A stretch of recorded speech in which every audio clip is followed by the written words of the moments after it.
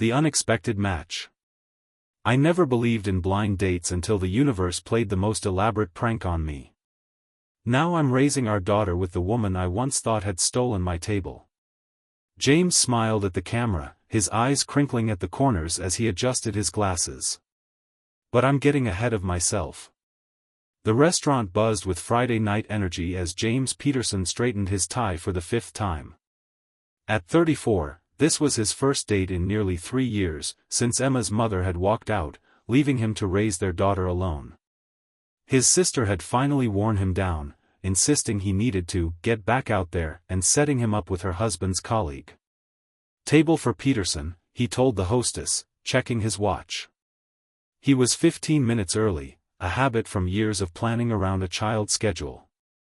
The hostess led him to a quiet corner table with a small, reserved sign. James ordered water and scrolled through his phone, checking the babysitter's last update about 6-year-old Emma. The photo of his daughter building a pillow fort made him smile. Maybe this date was a mistake. He could still cancel, head home, and join that pillow fort. As he contemplated leaving, a woman approached his table. She wore a navy blue dress and carried herself with quiet confidence. James recognized her immediately, Melissa Chen from accounting. They'd exchanged pleasantries in the elevator and collaborated on a few projects, but never anything personal. "Excuse me," she said, her voice tinged with embarrassment, "I think there's been a mix-up.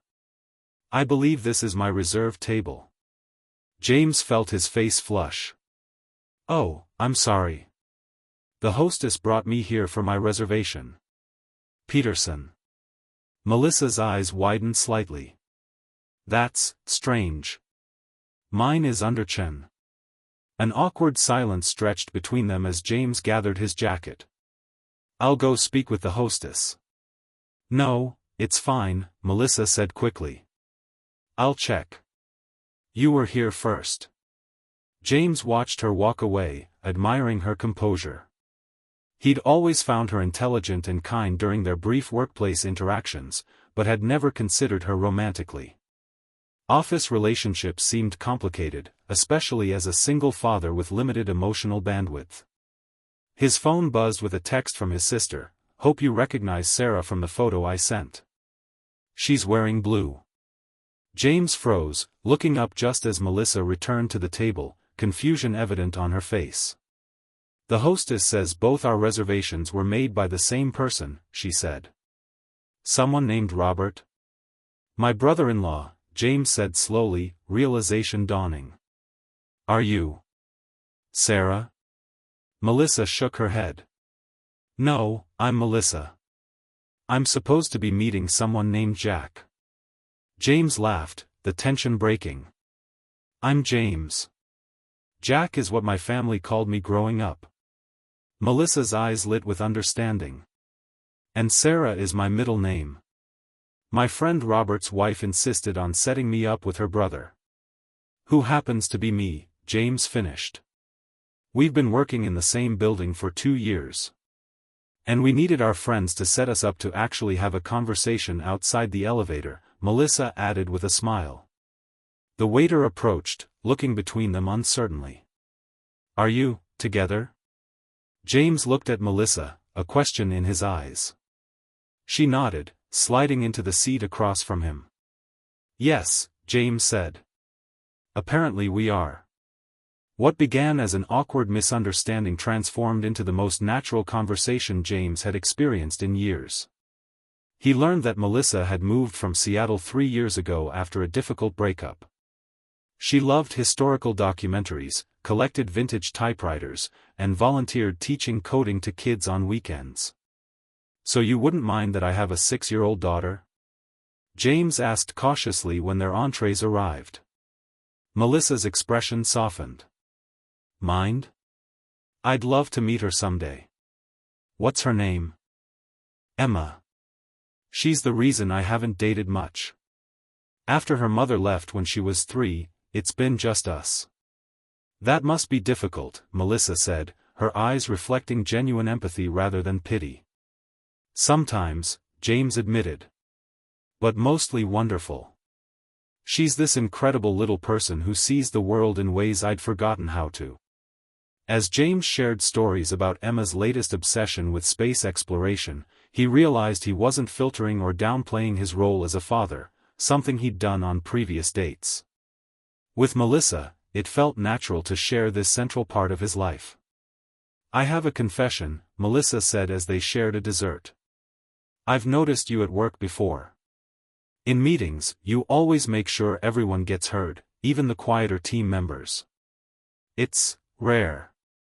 James felt warmth spread through his chest that had nothing to do with the wine. "I have a confession too. I've taken the stairs to the 4th floor sometimes just to run into you in the elevator on your way up to accounting." Their laughter mingled, comfortable and genuine. When the evening ended, neither wanted to say goodbye. They walked through the city streets, talking about everything and nothing, until they reached Melissa's apartment building. "I'd like to see you again," James said. "Properly this time, not because our friends tricked us." "I'd like that," Melissa replied.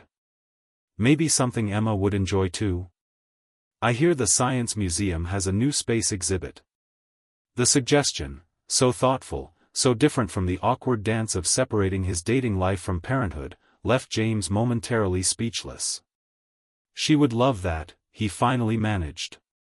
"And so would I." 3 months later, Emma declared Melissa the best grown-up friend ever after they built a model solar system together. 6 months after that, Melissa moved into their apartment, bringing her warmth and quiet strength into their daily lives. On their 1-year anniversary, they returned to the restaurant where they'd first realized they were each other's blind date. This time, James had a ring in his pocket and a question that would blend their lives permanently. "You know," Melissa said as they waited for dessert, "I almost canceled that night. I was so tired of disappointing first dates. I was literally texting the babysitter that I was coming home when you walked up," James admitted.